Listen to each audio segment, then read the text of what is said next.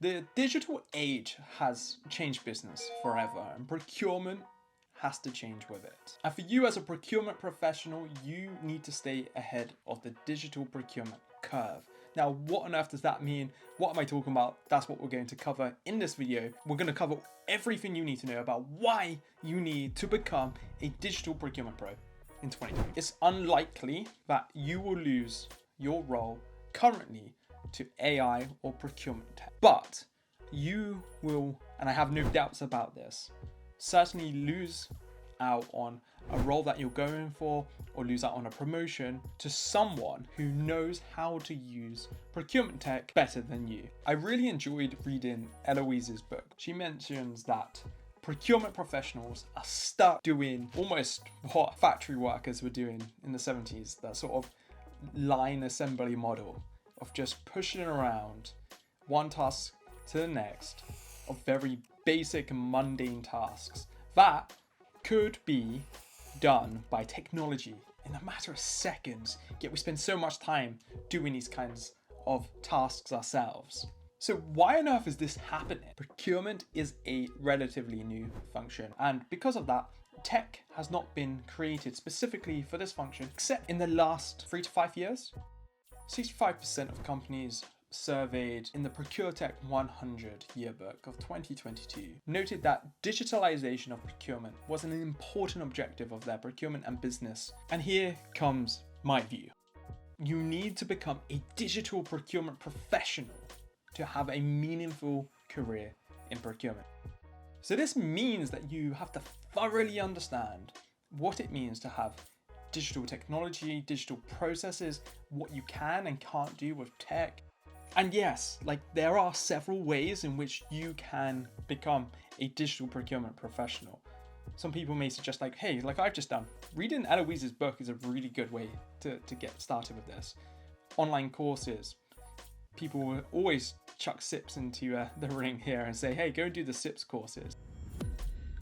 The only way you really learn digital procurement is to get hands-on and use it every single day.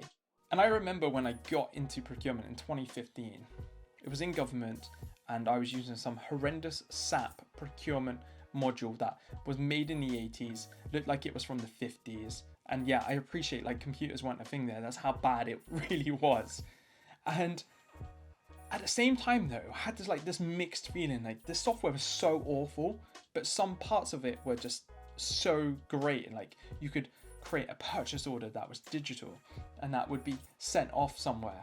You could store documentation. You could start to see that, hey, with a little tweaks and better design and modernization, you could build entire processes into this. And this got me really excited about how we could do procurement better, how we could do contract management within procurement better, and just manage our supply chains better. I had this weird couple of years as a consultant going around, and there was just a complete absence of technology in my procurement day-to-day life. And I kid you not, if anyone's watched my content or interacted with me before, you know how much I hate using Excel. But Microsoft Excel and Project became my best friends. I was using them for absolutely everything. Supply chain mapping, tracking, demand planning, analysis, tracking RFPs, or just the entire RFX exercises. It was, wow.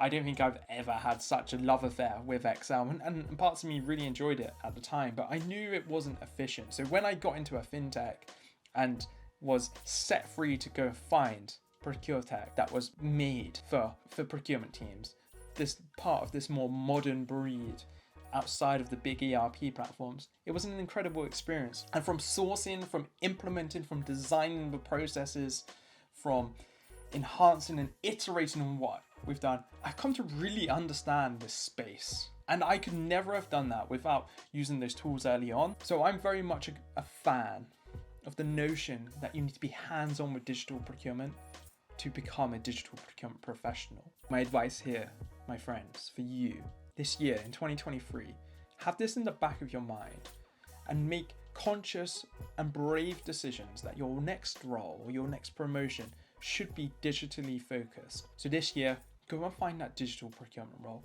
It could just change your life.